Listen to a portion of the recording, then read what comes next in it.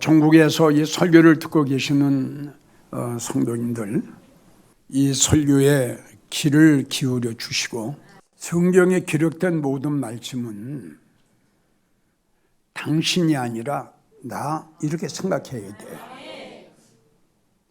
이 모든 말씀은 우리 모든 성도들에게 해당되는 말씀은 아니지만 그 시간마다 주시는 그 말씀, 그거는 나에게 주신 말씀으로 우리가 들어야 돼. 그래야 은혜가 되지. 나는 상관없어. 저 말씀하고 상관없어. 그거는 가능성이 없는 성도예요.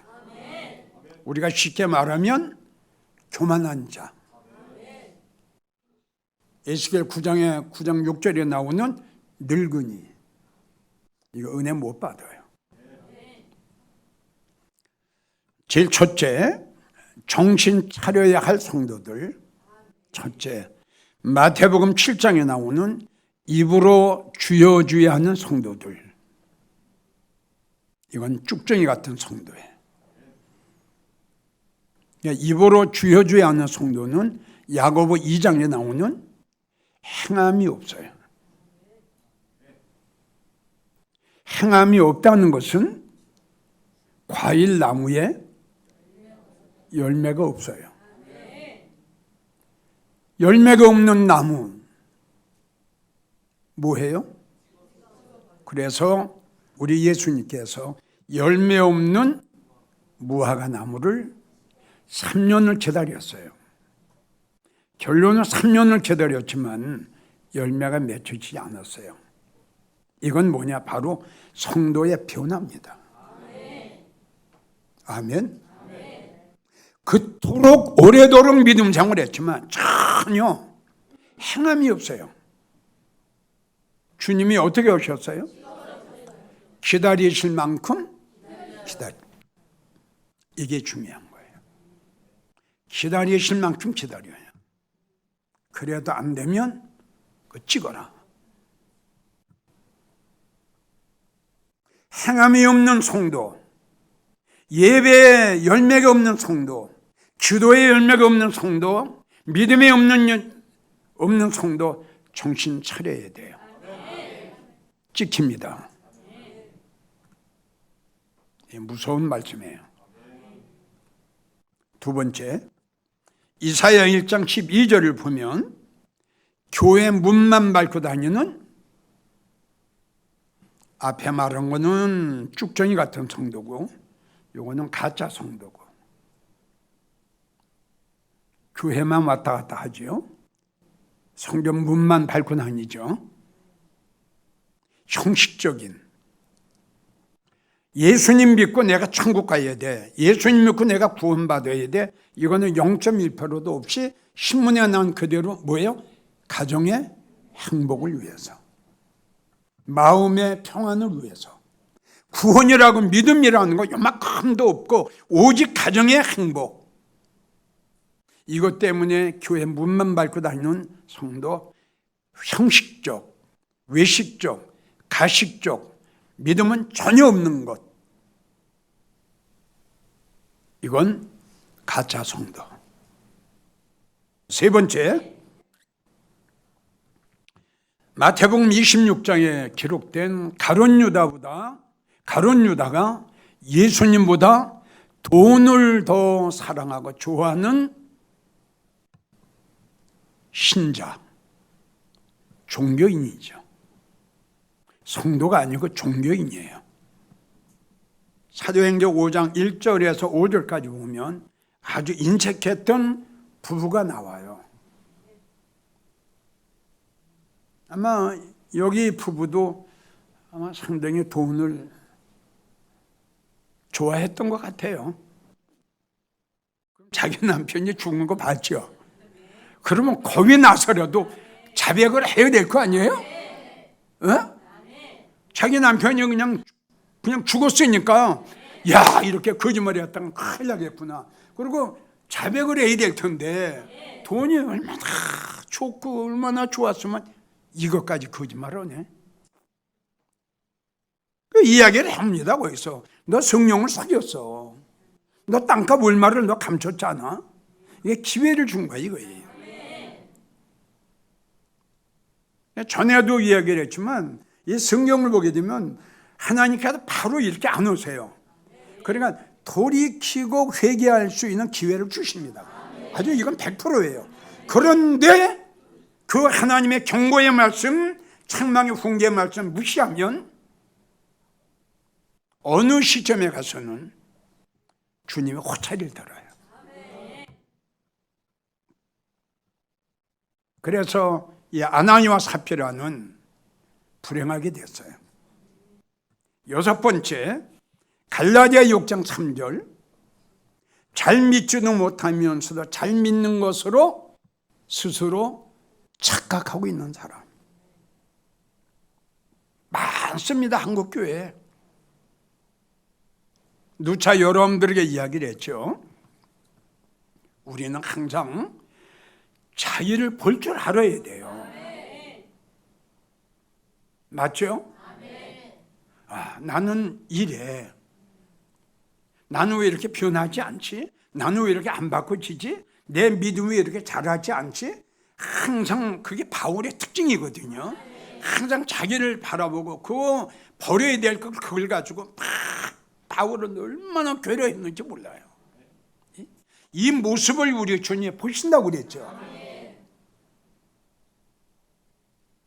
그런데 버릴 것이 많은 사람일수록 이걸 모르고 있다는 거예요. 마태복음 24장 보면 버림받은 여인이 나오죠. 바로 잘 믿지도 못하면서 잘 믿는 것으로 착각했어요. 우리로 말한다면 신부단장도 제대로 못하면서도 잘한 걸로 착각했어요. 일곱 번째, 마음이 교만한 성도. 특징 깨닫지 못하죠.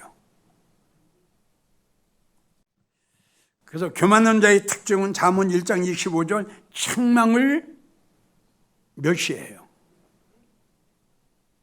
그리고 훈계를 거역해요. 그리고 더 불행한 것은 아모스 5장 10절을 보면 책망하는 자를 미워해요. 들림 받을까요? 천국 가기도 힘들 거예요. 여덟 번째, 고린도전서 5장 10절 교회 다니면서 전보러 다니는 종교인. 어떻게 믿음 생활하는 예수 믿는 성도들이 전보러 무당집을 갑니까? 주님은 우리에게 말씀하셨죠. 우상을 섬기는 자들과는 도무지 사귀지 말, 멀리하라는 거예요. 근데 무당은 귀신이에요. 귀신의 영을 받은 자예요. 그런데 어떻게 주님을 믿는 믿음 생활하는 성도들이 귀신의 집을 찾아갑니까? 아니요, 그 중에 직분자도 있다고 하지. 이게 누가 믿겠어요, 글쎄.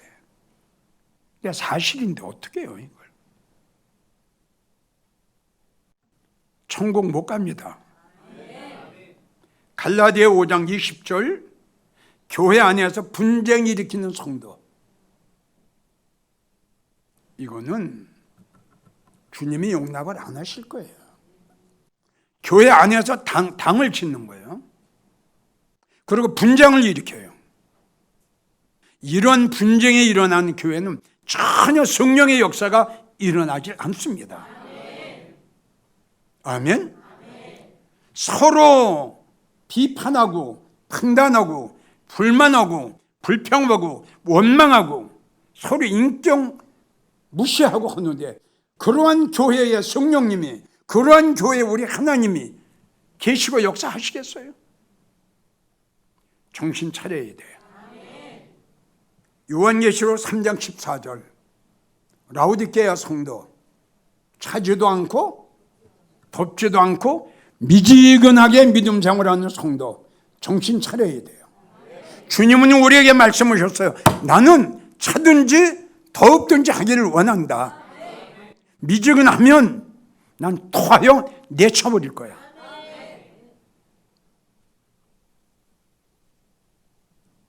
여러분들은 누차 이야기를 하지만 이 시대를 분별할 줄 알아야 돼요. 이렇게 믿음 생활을 해가지고는 안 되겠구나. 내가 이런 애굽의 근성을 가지고 믿음 생활을 했다간 버림받겠구나. 이걸 알아야 돼요. 고린도후서 6장 16절 차별금지법 찬송하는 교회 나가는 성도들 나와야 돼요. 살려면 나와야 돼요. 이건 내 말이 아니라 주님 말씀 오셨어요. 하나님의 성전과 우상이 하나가 될 수가 없다. 즉 말을 해서 예수님하고 이 세상에 어떤 것하고도 하나가 될 수가 없다는 거예요. 그런데 예수님 외에는 구원이 없다 말하지 말라 이겁니다. 다른 종교도 존경해라 이거죠. 다른 데도 구원이 있다고 이야기해라 이겁니다. 만약에 기독교에만 예수만 여기만 구원이 있다고 한다면 차별금지법에 걸리죠. 우리는 주님 말씀대로 행해야 돼요. 진리와 비진리가 하나가 될 수가 없고 생명과 사망이 하나가 될 수가 없죠. 어떻게 하나가 됩니까? 성경에 이렇게 기록이 되어 있을 거예요. 내 영광아 저들의 집회에 참여하지 마라. 그리고 내 영광아 저들의 모의에 상관도 하지 마라. 그들이 하는 집회에 참여하지 말라고 이규용 목사의 말이 아니라 하나님의 말씀이에요. 저들의 집회에 참여하지 말라는 거예요. 이 집회가 어떤 집회입니까? 요한계시록 18장 5절 찾으세요. 주님은 아주 상세하게 우리에게 말씀하셨습니다. 너는 거기서 나와라. 그들의 죄에 참여하지 말고 앞으로 그들이 받아야 엄청난 재앙도 받지 말라. 그러기 위해서 넌 거기서 나와라 그랬어요. 차별금지법을 찬송하는 교회에 나가는 성도가 있다면 나오십시오. 그래야 삽니다. 그들이 받을 재앙도 받지 말라 말씀하신 거예요. 주님께서. 이거는 주님을 대적하는 거예요. 있을 수 없어요. 지금까지 한 이 말에 해당되는 성도는 정신 차리지 않으면 천국 못 갑니다. 분명히 말씀드려요. 천국 못 갑니다. 천국 가고 싶다면 정신 차리고 나오십시오. 자, 정신 차려야 할 이유. 주님은 다시 오신다고 우리에게 말씀하셨죠. 왜 정신 차려야 하느냐? 그 이유는 주님 오실 날이 가까웠기에. 요한복음 14장 주님은 다시 오신다고 약속하셨고. 아멘. 히브리 10장 37절 잠깐 후면 주님은 꼭 오실 거예요. 요한계시록 3장 20절 진실로 내가 너희에게 이르노니 내가 너희에게 속히 가리라. 이게 변할 수 없는 하나님의 언약이고 하나님의 약속이에요. 그래서 주님은 가실 때 우리에게 부탁하시고 기억하시죠. 누가복음 12장 36절 기다려라. 어떻게? 문을 두드리면 곧 문고리 잡고 있어라. 이렇게까지 주님이 말씀하신 거예요. 이렇게까지. 네? 문고리 잡고 있으라는 거예요. 그래가지고 문을 두드리면 곧 성경에 이렇게 기록이 돼 있어요. 그래서 이사야 25장 9절을 보면 우리가 그를 기다렸으니 그가 우리를 구원하시리라. 주님 기다립니까? 봐요. 네가 나를 기다렸으니 내가 너를 진정으로 여러분들이 진심으로 주님을 기다린다면 걱정하지 마세요. 단 기다리는 자의 영적 상태가 어떤가를 알아야 돼요. 단 기다리는 자의 믿음의 상태가 어떤가, 생각, 마음의 상태가 어떤가를 알아야 돼요. 말로 주님 게 아니에요. 두 번째, 깨어 있어라. 24장 마태오 24장 42절 깨어 있어라. 어느 날에 너희 주가 임할는지 모른다. 깨어 있어야 되겠죠? 그래서 요한계시록 16장 15절을 내가 도적같이 너에게 오리니 누구든지 깨어 자기 옷을 지켜 벌거벗고 다니지 아니하며 부끄러움을 보이지 아니하는 자는 복이 있도다. 세 번째 24장 44절 예비하고 있어라. 생각지 않은 때에 이게 큰 문제가 돼요. 아들도 모르고 아버지만 아신다고 그랬어. 어느 날에 주님이 임하 오실 줄 아무도 몰라요. 그렇기 때문에 너희는 예비하고 있어라. 히브리 11장 7절 이 말씀과 연결되는 것. 노아는 방주를 예비하여 그 집을 구원했다. 우리로서는 나를 만드는 거예요. 다 같이 따라오세요. 나를 만드는 거다.